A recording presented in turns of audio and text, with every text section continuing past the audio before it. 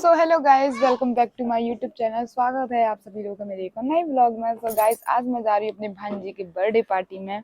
तो मेरी दीदी की लड़के की बर्थडे है आज, और वो आज हो गई है 1 साल की। तो मैं उसके बर्थडे पार्टी में जा रही हूँ, और मैं जाऊँगी और हस्बैंड जाएंगे और बच्चे वगैरह भी जाएंगे दोनों। वो तो कहीं नहीं रह सकते हैं। और गाइस चलते हैं, वहीं पे दिखाते हैं। अभी तो मैं फ़िलहाल दुकान में बैठी हुई हूँ, देख सकते हो आप लोग। मैं अभी यहाँ पे बैठी हूँ अपनी दुकान में। थोड़ी देर और बैठूंगी, फ्री होने के बाद, तैयार वगैरह रेडी होने के बाद फिर आप लोगों को दिखाऊंगी मैं वहाँ पर, वहाँ का प्रोग्राम कैसा है गाइस। चलिए गाइस, चलते हैं, देखते हैं वहाँ पर, और वहीं पर मिलते हैं आप लोगों से।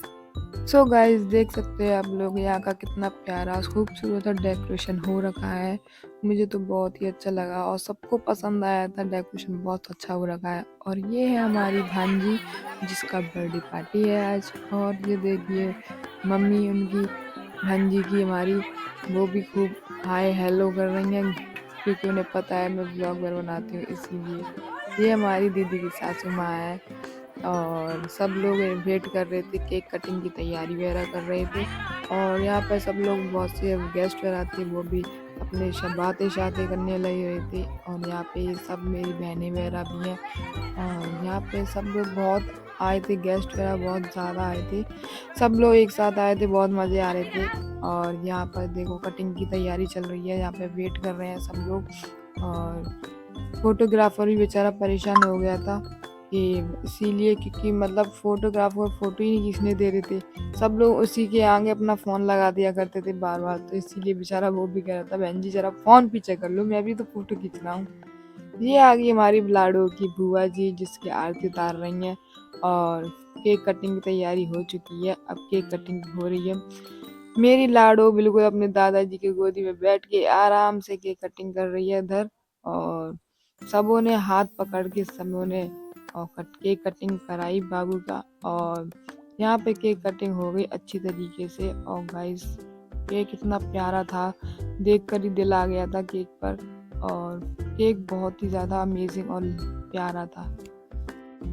इधर केक कटिंग होके फ्री हुई थी, और बाबू थोड़ा परेशान हो गई थी, थोड़ी चिड़चिड़ी हो गई थी, क्योंकि उससे बहुत ही ज़्यादा गुस्सा आ रहा था। क्योंकि बच्चों का टाइम तो गाइस हो ही जाता है, मिनिमम 10 बज गए थे और उसे नींद आ रही थी, इसीलिए वो किसी की गोदी में नहीं आ रही थी। और फिर भी इसके फ़ोटोशूट वगैरह का हो रहे थे, बेचारी वो भी थक गई थी। और सबों ने जल्दी जल्दी फ़ोटोशूट कराए थे, मैं भी फ़ोटोशूट करा के निकल आई थी। इसकी नानी, उसकी मौसी, सबों ने फ़ोटोशूट कराए थे एक एक करके। फिर हम निकल आए इधर खाना पीना खाने के लिए, इसीलिए गाइस, क्योंकि जो पचफेरा था उसे पहनाने की तैयारी वगैरह चल रही थी। तब तक हमने सोचा खाना पीना खा लेते हैं और फ्री हो जाएंगे, क्योंकि पचफेरा पहनाएंगे तो मिनिमम 11-12 बज जाएंगे। और फ्री होते होते हमें फिर घर भी जाना है। छोटे छोटे बच्चे थे हमारे भी गोदी में, और वो भी सो रहे थे। मैं तो यहाँ पे पहुँची थी सीधी, तो मेरी भाभी तो तुरंत ही सो गई थी। और फिर हम जैसे हम आने के लिए निकले थे, तो जब ही उठी थी वो एंड टाइम पे। इधर सब खाना पीना खा के फ्री हुए थे। तो ये था हमारे बाबू का पच, जो लेके गए थे सामान। और इस सामान में देखना गाइस, छोटे छोटे हेयर बैंड है और मोजे हैं, और उसमें इसका टैडी है, कितना प्यारा लग रहा है ये। और छोटी छोटी जूती हैं, मतलब बहुत ही सुंदर सुंदर सामान था। मुझे तो बहुत ही पसंद आया था गाइस, अच्छा लग रहा था। इसमें सब कुछ सामान है उसका। और इधर पच पहनाने की तैयारी गाइस हो चुकी थी, क्योंकि सामान वगैरह सारा खोल के अच्छी तरीके से लगा के और फोटोशूट वगैरह हो गया था, और पच पहनाना स्टार्ट कर दिया था। ये मेरी दीदी और मेरे भैया हैं। और इधर मेरी दीदी की सासू माँ और ससुर जी हैं। और थोड़ी यहाँ पे मस्ती भी चल रही थी और एंजॉय भी कर रहे थे गाइस। यहाँ पे बहुत मज़े आ रहे थे, नोक झोंक हो रही थी थोड़ी थोड़ी। और इधर मस्ती बहुत ज़्यादा हो रही थी, क्योंकि मस्ती मजाक चल रहा था यहाँ पे। और सबको एक एक करके पहनाया था। और दीदी की सारी फैमिली को, ये भैया जी हैं उनके रिलेटिव, मतलब मैं नहीं जानती इतना, मतलब। और सब उनके गेस्ट आए थे हुए थे, एक एक करके सबको पच पहनाया था।